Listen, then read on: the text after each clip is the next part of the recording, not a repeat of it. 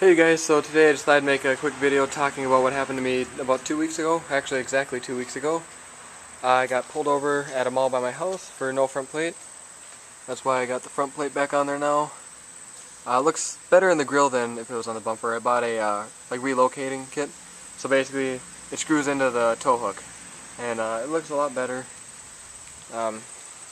Definitely looks a lot better than when it was on the grill, as you can kind of see.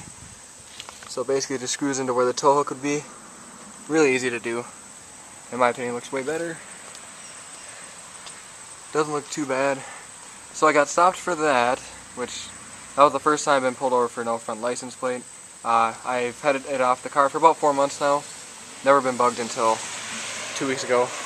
And then they also pulled me over for my tint, which as you can see is fairly dark. It's 20%.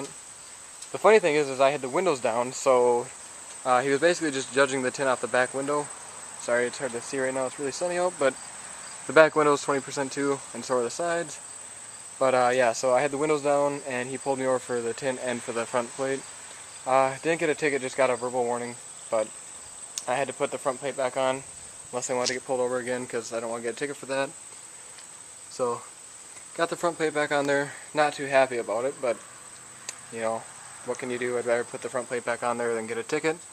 And I actually bought a tow hook, so when I go to car shows I'll take the plate off and put the tow hook on there for looks. Make it look a little bit better.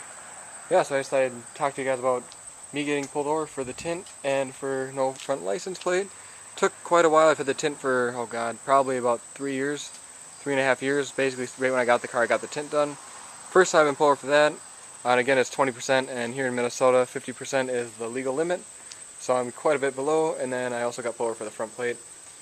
That kind of sucks, but it's okay. It actually looks pretty good having the front plate in the grill. And yeah, thanks for watching.